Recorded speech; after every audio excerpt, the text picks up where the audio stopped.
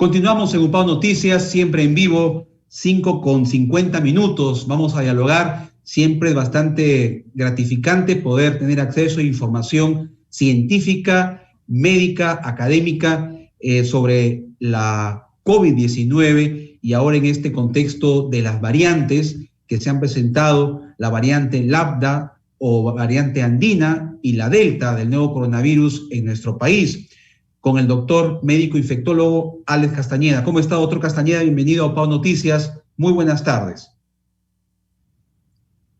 Buenas tardes, señor Pinillos, y muchas gracias por la invitación. Nuevamente acá, listos para poder contestar las preguntas respecto a las variantes. Gracias, doctor. Antes, por favor, de analizar sobre las variantes, hemos recibido algunas preguntas de parte de nuestros internautas y que están siempre atentos a las entrevistas con ustedes, los médicos. Hay algunos mitos que se han ido generando, sobre todo no en esta región, La Libertad, pero en otras del país, pero posiblemente más adelante se puedan replicar aquí, que personas que han acudido a vacunarse, por ejemplo, tenemos testimonios de personas en Lima que han ido a vacunarse y les han dicho la enfermera y los médicos que no se bañen un día y que no consuman durante 3 días después de la primera dosis que han recibido contra la COVID, ni embutidos, ni pescado, ni mariscos, y que no coman cerdo porque les puede afectar la vacuna. Doctor, ¿esto es real? Porque hasta donde estamos informados nos parecería que esto no es del todo cierto, ¿verdad? Así es. Lo que sucede es que se están aplicando conceptos erróneos basados en lo que se conoce como intoxicación alimentaria. La intoxicación alimentaria que se da generalmente cuando a veces nos cae mal un chanchito, un chifita, algunos mariscos, etcétera, no puede extrapolarse a las intoxicaciones, perdón, a la hipersensibilidad dada en el caso de vacunas. Son respuestas inmunes completamente diferentes, no es lo mismo, ¿no? Muchas veces decimos, los médicos comentamos y recomendamos que cuando hay una persona con una alergia alimentaria, por ejemplo, en el convaleciente, por favor, no coma embutidos por los excipientes que tienen a veces los embutidos o algunos, digamos, alimentos marinos que tienen tiramina, etcétera, que hacen que haya una especie de urticaria en el cuerpo. Eso no puede aplicarse en las vacunas. En las vacunas es completamente falso que uno no pueda bañarse, al contrario, se puede bañar con toda tranquilidad. Es falso que uno no pueda comer algún elemento que le nazca hacerlo, ¿no? No hay ningún problema. Pueden alimentarse de una manera normal. Cuando más bien existe una reacción, los ESAV y los efectos adversos asociados a vacunas e inmunizaciones son generalmente inmediatos y no pasan generalmente de formas leves, ¿no? Las formas ya más severas son extremadamente raras. Y eso se observa justo por eso es que se dice que se debe observar a las personas en los 30 primeros minutos y nos hacen quedar después de la vacunación 30 minutos sentados esperando de que no pase algo, ¿no? Para estar, correcto, digamos, alertas. Sí, así es. Entonces, en definitiva, doctor, ya para cerrar este tema, a las personas que nos están sintonizando y que han mostrado su preocupación porque les han dicho en algún centro de vacunación, enfermeros, médicos, señores, no coma 3 días cerdo, no coma mariscos, no consuma cítricos, eso es totalmente falso. Las personas pueden comer todo sin ninguna preocupación, ¿verdad, doctor? Así es, pueden comer absolutamente todo, no hay ningún problema. Bien, doctor, aclarado entonces esa inquietud de parte de nuestros internautas y televidentes. Ahora sí, centrémonos en lo que son las variantes del nuevo coronavirus, esta variante llamada Lambda o andina, ¿verdad? Y la variante Delta. ¿Cuál es su impacto en estos tiempos que ya, según ayer conversábamos con la jefa de epidemiología, la doctora Burga, estamos ya terminando una segunda ola y esperemos que no se presente, doctor Castañeda, esa tercera ola que nos tiene con mucha preocupación? Así es. Recordemos un pequeño detalle. ¿Cuándo decimos nosotros que las olas han terminado? cuando ya no Correcto. tenemos casos fallecidos y cuando ya no hay nuevos contagios. Cuando llegamos a tener ese silencio, recién podemos decir que la ola ha acabado, antes de decir estamos en una tercera ola. Todavía estamos finalizándola y se está haciendo una especie de segunda ola prolongada, ¿no? Entonces, tengamos ese reparo, ¿por qué? Porque las medidas de vigilancia y control que tan eficientemente se vienen haciendo no deben bajarse, no deben aflojarse. Debemos mantener siempre la misma tendencia, al menos las autoridades deben mantener la misma tendencia de vigilancia para que no aparezca algún rebrote o cosa por el estilo. Y lo confundamos con una tercera ola. Las olas tienen características. Recordemos la primera, tuvo una característica clásica, adultos mayores y las comorbilidades, entre ellas obesidad, hipertensión, diabetes. La segunda ola tiene otra característica, mayor replicabilidad, muy rápida replicabilidad y más contagios en las personas más jóvenes, ¿no? Entonces son características epidemiológicas claras que definen las olas. Una tercera no sabemos qué podría pasar, pero ya uno más o menos de la tendencia de los cambios que hay en el planeta puede ir más o menos previendo que pueda suceder. Probablemente personas que no llegan a inmunizarse a tiempo o se inmunizan mal, por ejemplo, solo una dosis y no dos dosis, y esas personas podrían ser más jóvenes y que incluso tengan de comorbilidad básicamente obesidad o sobrepeso. Esas personas parece que podrían ser el foco en una supuesta, y esperamos que no llegue nunca, tercera ola. Bien, ahora, sobre estas variantes que hemos mencionado, doctor, la variante Lambda y la Delta, aquí en Trujillo hay evidencias de pacientes que se han visto infectados con estas variantes. Bien, sobre las variantes, tengamos en cuenta lo siguiente. Aproximadamente, bueno, este es un estudio hecho por el Instituto Nacional de Salud. La jefa del programa es la doctora Lely Solari, quien nos comparte también parte de su información. A la actualidad ya hay 4 casos registrados de variante Delta en el Perú, pero aún así la variante Lambda, la que nosotros conocíamos inicialmente como C37, es la variante andina, que algunos le han dado en llamar, es la que predomina en el Perú, en todos los departamentos. 71% de los casos registrados son de esta variante Lambda. Recordemos un pequeño detalle. El Instituto Nacional de Salud, laboratorio más grande y tecnológico que tenemos en el Perú, viene haciendo este estudio y ha recolectado cerca de 1.700 muestras recogidas entre enero y junio de este año 2021. Y esto ha permitido elaborar una especie de mapa de todas las variantes existentes en el Perú y cómo se están difundiendo.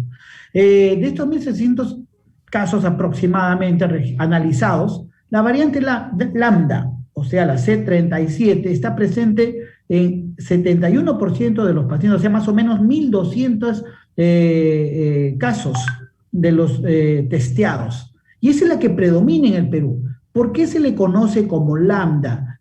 Es una denominación que ha venido a dar la OMS en junio, cambia la denominación con estas letras griegas para no tener, digamos, confusiones. Recordemos, la variante brasileña, la que nosotros le decíamos la P1, es la variante gamma. Y esta gamma, por ejemplo, se encuentra preferentemente en Loreto, Ucayali. También tengamos en cuenta, al comienzo de la segunda ola estaba predominando con fuerza en Loreto y en Ucayali, recordarán todos, la cantidad de casos que comenzaron a subir dramáticamente en Loreto, a expensas de esta variante brasileña que ahora se llama gamma. La variante gamma, o P1 con la denominación antigua, solo reporta aproximadamente 14% de los casos testeados, probados. Sin embargo, también había temor por la variante alfa. La alfa viene a ser lo que conocemos como la británica, su denominación en números es la B.1.17. Esta variante tenía la particularidad de ser agresiva, pero se focalizó en Tumbes, en la parte norte, Tumbes, Piura. No ha habido casos registrados hasta donde yo sé en La Libertad, pero sí hubieron en Lima e incluso en Madre de Dios. Esta variante reporta menos del 1%, 0,94% de todos los casos registrados, testeados, probados.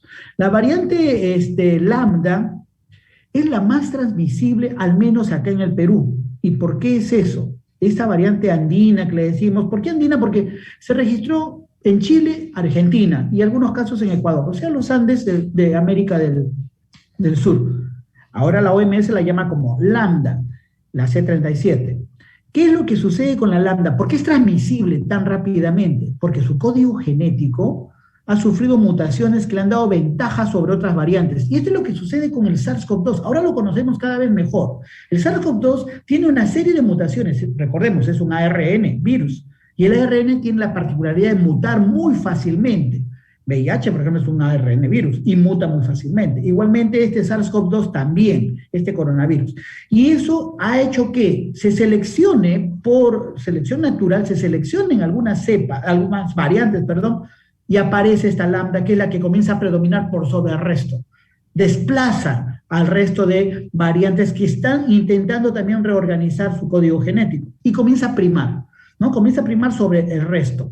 Esto de acá es dado por características, cambios en esa famosa espiga. Recordemos, el SARS-CoV-2 es como una, imaginemos una pelotita que tiene muchas puntitas. Cada puntita, que nosotros le llamamos spike o espiga, tienen unas proteínas y la composición de esas proteínas es la que cambia. Y gracias a esos cambios es que aparecen las variantes. Entonces, estas llaves, estas espigas son como si fueran llaves de una cerradura para que pueda entrar. Mientras más compleja sea esa llavecita, es más difícil que algunas vacunas puedan protegerte. Por suerte, para la lambda y para la delta, las vacunas como por ejemplo la de Pfizer, que se está poniendo y se sigue poniendo a los mayores de 55 años, son adecuadas, o sea, no existe dificultad para poder protegernos de ese tipo de variante, la variante lambda. Y en condiciones, digamos, actuales, la tasa de replicabilidad no alcanza más allá del 3.5, ¿no? Siguiendo más o menos el R0, esa tasa de transmisibilidad de la cepa original, no digo cepa, de la variante original, la primaria, la que estuvo en la primera ola, que era de 2.2 a 3.4, es un poquito más. Sin embargo, por esa característica del cambio en la espiga, para que pueda penetrar, penetra más fácilmente y puede expandirse. Esta es la razón por la cual, una de las razones, perdón, por la cual la segunda ola se ha dado en el Perú con esa fuerza con la cual nosotros la hemos vivido, ¿no? Eso es lo que pasa con la variante lambda. Perfecto, ahora, doctor. Ahora, sí, adelante. Sí, respecto a la variante delta. La delta, yo quisiera que nuestros oyentes tengan tranquilidad. Si bien la delta tenemos fuertes evidencias de que desplaza por ejemplo, a la variante alfa, la alfa es la británica, la ha desplazado en Reino Unido, en Europa y en Estados Unidos también ha comenzado a desplazar de manera peligrosa, y también tenemos la experiencia, por ejemplo, publicada de los casos en Israel. En Israel se dijo, se ha vacunado a medio mundo y aparecieron muchos casos, entonces la vacuna no sirve. No es que no haya servido del todo, lo que pasa es que apareció esta variante. Como dije, las variantes vienen a ser selección natural del SARS-CoV-2, y esta variante tiene de peligroso la velocidad de replicabilidad mucho mayor que las que conocemos. Mientras la cepa salvaje o la variante salvaje, la inicial, la de la primera ola, era, como dije, 2.7, 2.8, 3.2, o sea, por cada uno contagiado se podían contagiar 3.2 personas, esta variante delta, por cada uno que se contagia, puede contagiar a 5 a 8 personas. Es muchísimo más de lo que normalmente se había calculado. Y por eso es que se ha vuelto veloz, pero junto con eso, letal hasta cierto punto en algunas personas que tienen características como por ejemplo los pacientes diabéticos no controlados, los pacientes con cáncer no controlado y los pacientes hipertensos no controlados. De tal manera que este linaje del nuevo variante Delta, de alguna manera en esas personas, independientemente de la edad, puede ser peligroso. Gracias a Dios, y nuevamente, mi consejo y mi mensaje a nuestros oyentes. Esta variante Delta solo está registrado en menos de 1% en el Perú. Es difícil que reemplace a la variante Lambda que ya la tenemos acá. ¿Por qué? porque se está usando en la gran mayoría de la población la vacuna de Pfizer. Y esa vacuna sí protege contra esta variante. Si es que le da a alguien, va a ser una forma muy, pero muy leve. No habría mayor problema. Y ese es el mensaje principal para que todos estemos tranquilos. Bien, doctor. Finalmente, doctor Castañeda, frente a esta amplia información que usted nos acaba de brindar, ya en una oportunidad conversábamos sobre este tema de que el Colegio Médico ha solicitado quienes están en primera línea reciban un refuerzo debido a lo que usted justamente nos está comentando el día de hoy. ¿Qué tan viable es que los médicos que están ahora en primera línea, que han sido vacunados con el laboratorio de Sinopharm, requieran de un refuerzo de Pfizer, por ejemplo? Sí, al respecto hay opiniones encontradas. ¿Por qué? Porque se está tratando de hacer una inferencia sobre una información existente y que ya es pública en los estudios. Hay vacunas que solo se dan una sola dosis, ¿no? Por ejemplo, Johnson Johnson, una sola dosis, y si a ella, que tiene ya 82% de eficacia, se ha visto que se administra después de 3 meses la vacuna de Pfizer, se logra un 96% de eficacia y de efectividad en poblaciones. Eso se está haciendo en Europa, por ejemplo, y hay estudios que se han hecho en Estados Unidos. Las vacunas con ARN mensajero, que se da como dosis adicional a los esquemas, han sido, digamos, efectivas cuando se ha dado una dosis de una de ellas, de otra vacuna, excepto en las vacunas a virus inactivado. La vacuna china, tanto Sinopharm como Sinovac, son vacunas a virus inactivado. No hay ninguna publicación al respecto y por eso venía la parte encontrada, ¿no? Algunos médicos se desesperan y dicen, bueno, si en otros sitios se está haciendo, ¿por qué no? Pero hay que tener mucho cuidado porque son 2 tipos de vacunas muy, pero muy diferentes. ¿Cuál será la respuesta inmune en esos casos? No se sabe porque no hay ninguna publicación. Y la otra cosa muy importante, no existe en el planeta ningún esquema con 3 dosis.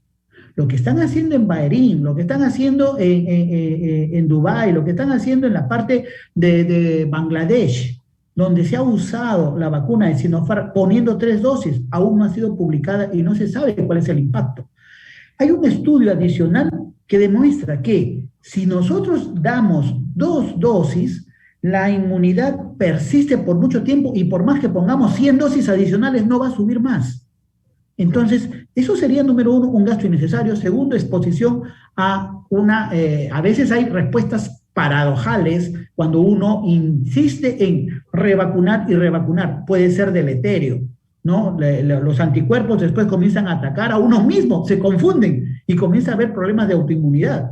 En la hipótesis de autoinmunidad está presente la sobreexposición de antígenos. Eso está muy bien refrendado en muchos libros de inmunología.